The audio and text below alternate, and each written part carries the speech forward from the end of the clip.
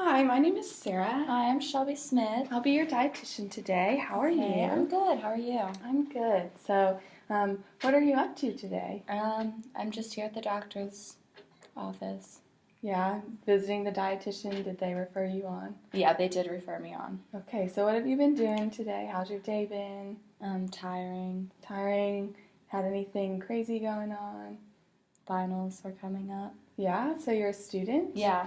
Okay, what are you studying? Communication sciences and disorders. That's awesome. What do you want to do with that? I want to be a speech therapist. Okay, that's really cool. Do you have a target population you want to work with? Children and then older people. Older adults? Yeah. Well, that's awesome. That would be a really great profession for you.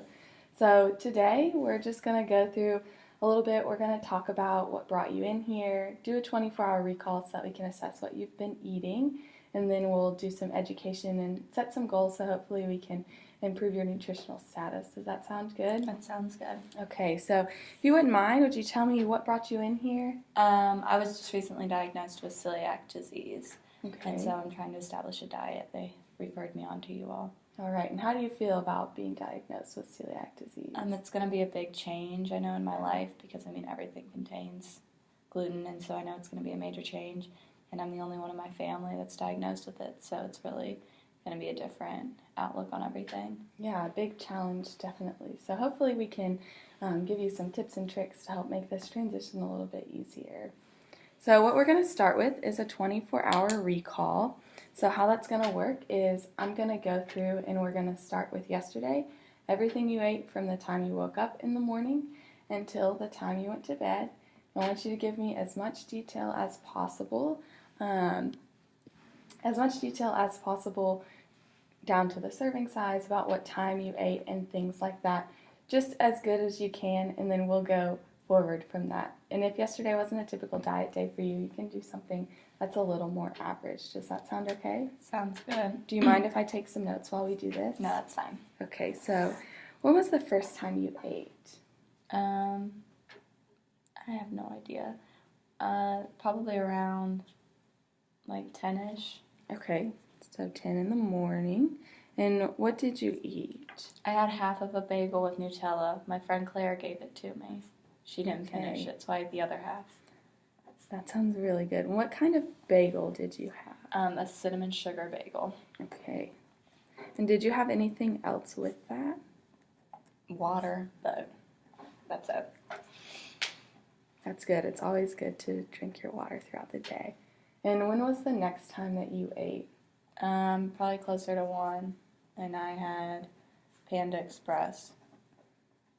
Okay, and what did you have from Panda Express? Half chow mein, half rice, and then orange chicken.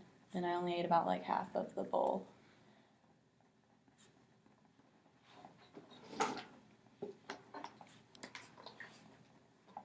And what kind of rice was that? Fried.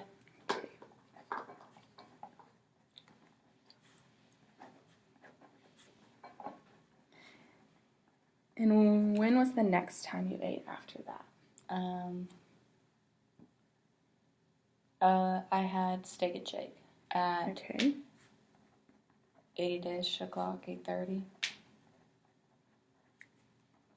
And what did you get from Steak and Shake? I had 2 chicken tenders, half a serving of fries, a Sprite, and a chocolate chip cookie dough milkshake.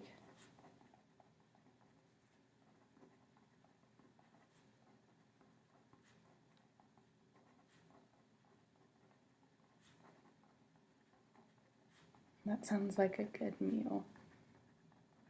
How big would you say that Sprite was if you had to give sizes? I don't know. Was it just their standard size? Yeah, just a standard regular.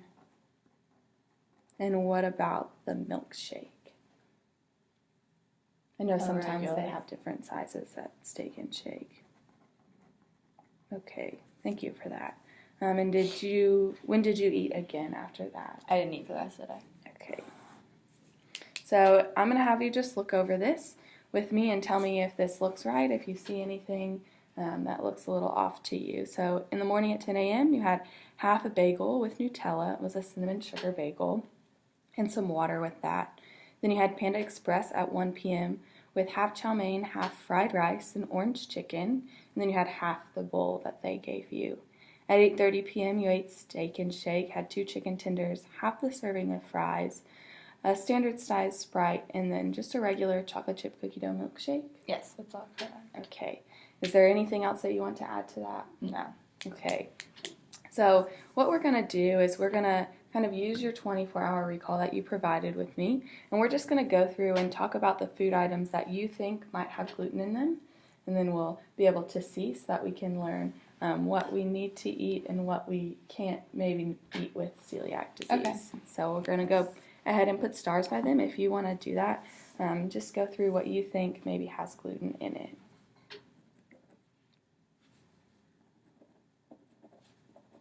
Okay.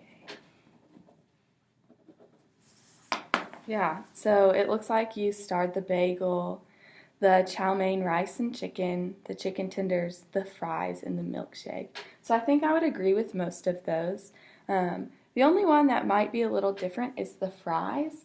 And the thing with the fries is potatoes naturally don't have gluten in them. So most fries will be okay for you to eat if you were preparing them at home. But fries that you get from places are put in a fryer that maybe something like the chicken tenders was put in.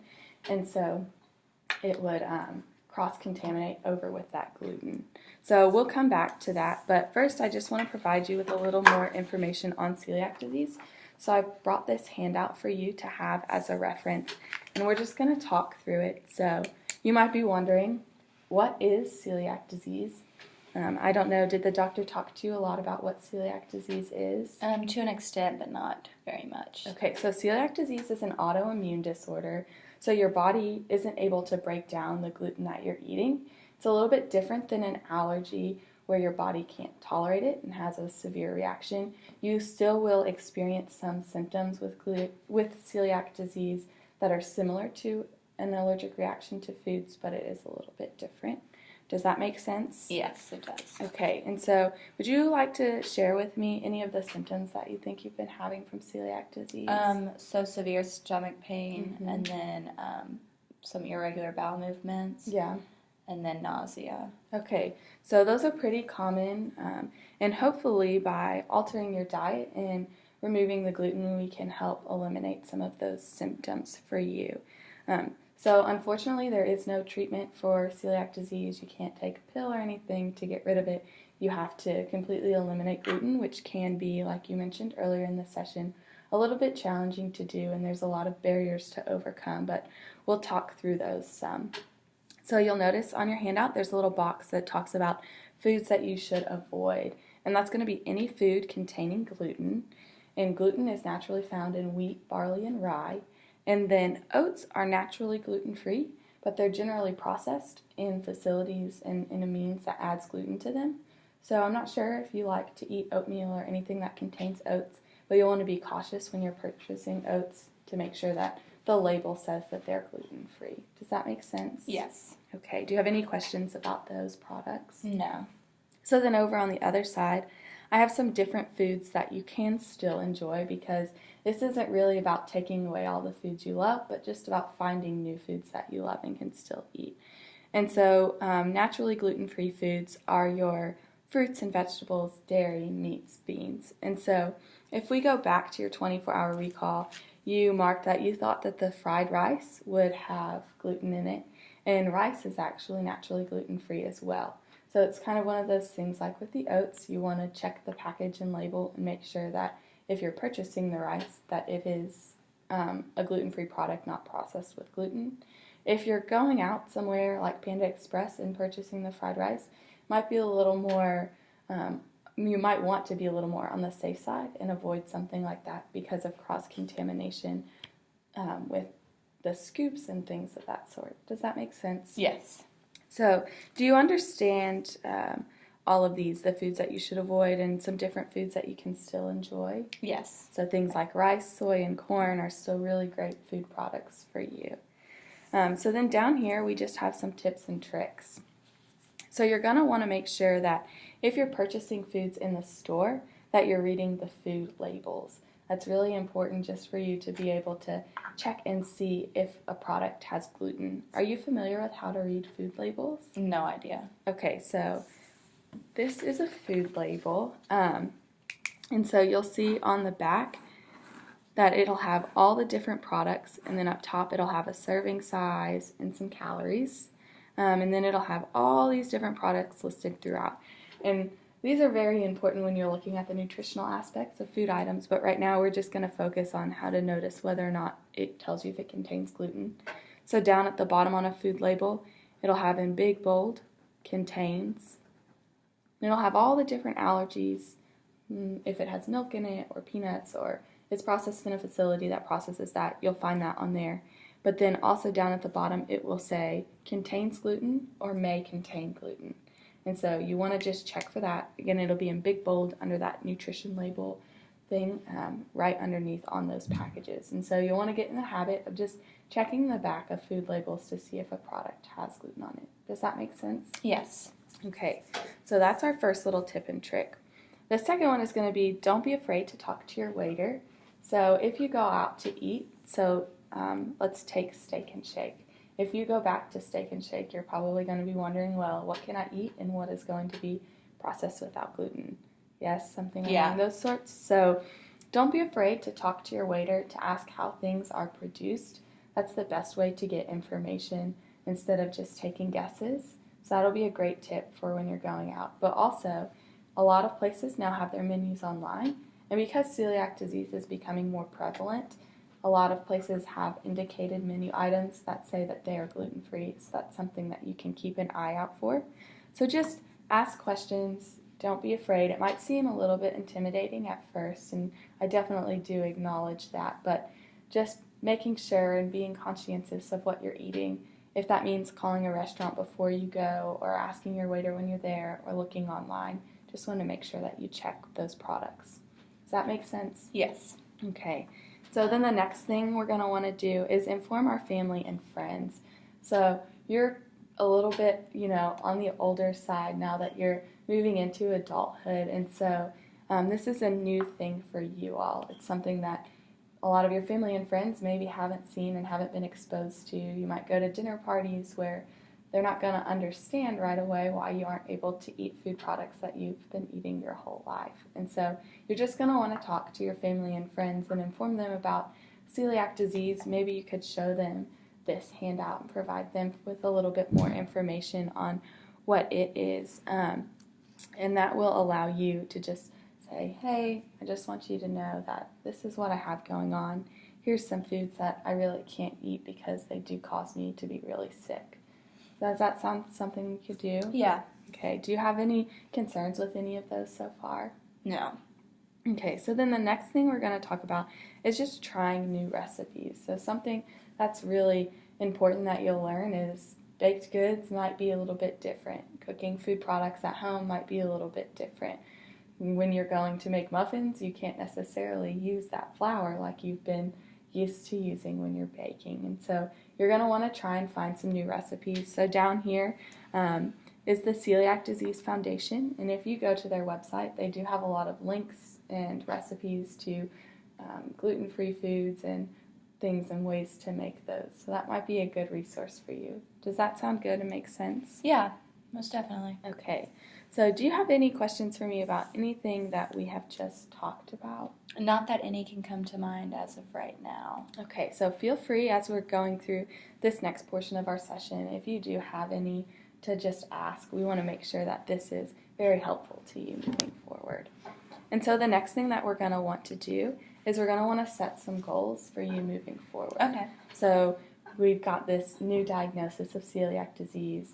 You listed a couple barriers in the beginning. So let's go back to some of your concerns with being diagnosed with celiac disease. I think a major concern is finding foods. I do enjoy going out with friends and my boyfriend, and so I think it'll be a struggle to find foods to be able to eat when out. Okay, that is definitely something that we can talk about as we're setting goals. And is there anything else that you're really concerned about? I guess making sure that my family really understands how serious it is, and that my mom likes to like just throw things underneath the bus, and you know, she doesn't, she has so many kids that she can't really cook just for one individual, so. Yeah. Okay, so it looks like we've got two good things that we can set goals for and work and move forward to. So let's talk about the first thing that you mentioned, which is finding foods while going out with your friends and with your boyfriend, because we definitely don't want to take away from something that you enjoy. So what do you think that one good way for you to find foods might be while you're going out with your friends? Eat salads. So that could be an option, yes. So what you do want to be cautious with, which I have mentioned quite frequently throughout, is that cross-contamination. And so salads, those vegetables like we talked about, are naturally gluten-free. So those are always good options, but being careful with your dressings and making sure that the dressings you pick don't have gluten added in them. But that could be a good option. Is there any other ideas that you have? I guess checking the menu before you go and like ensuring that they are a gluten-safe, I guess, environment type deal. Okay, that's a really good one. And so when you're doing that, you can always check online, and if the information is not provided, like I mentioned earlier, you can call into the restaurant, because nowadays they are pretty informed about things like that. So let's try and set a goal for this. On average, how often would you say that you eat out a week? I would say about 2 times a week. Okay, so if we want to set a goal for both times that we're eating out a week, what do you think a goal like that would look like? I have no idea. That's okay. That's why we're here, to kind of set and work towards that. So maybe our goal has something to do with being informed about whether or not the place we're going to offers a lot of gluten-free products. Does that sound like something you might be interested in? Yeah. So what do you think? We talked about doing that by checking the menu before you go. So we could set our goal as 2 times a week, because that's how frequently you're eating out. You would like to check the menu before you go. Is that the goal you would like to achieve?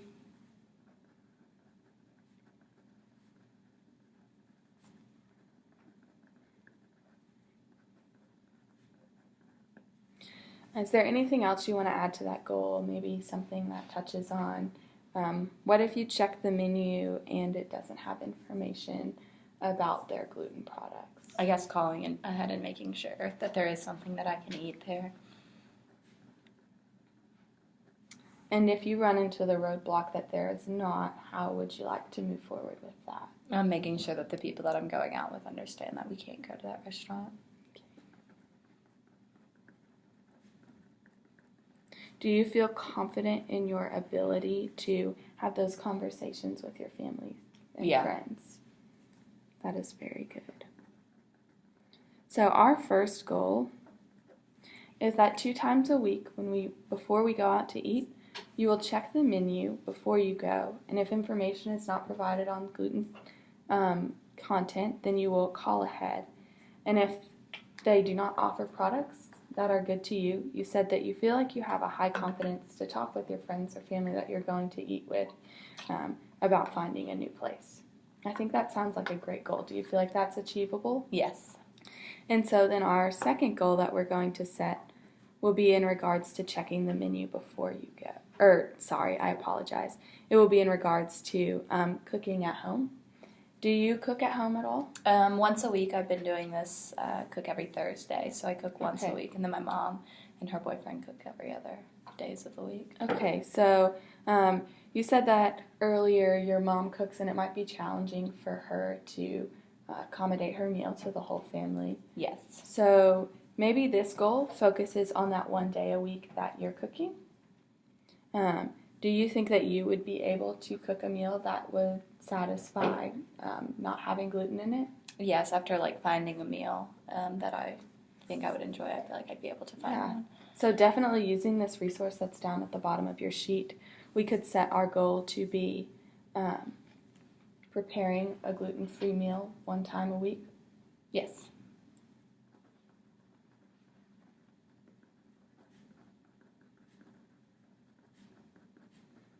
Do both of these goals seem achievable to you? Yes, they do. Okay, and do you have any questions about any of them? I do not. Okay, I think they seem like great goals. I'm very excited for you to work towards achieving them.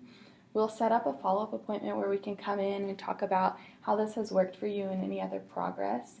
Before I let you go, do you have any other questions for me about anything that we talked about? I do not. All right, well, thank you so much. Thank you. It was great to meet you. You Have too. a great day. You as well.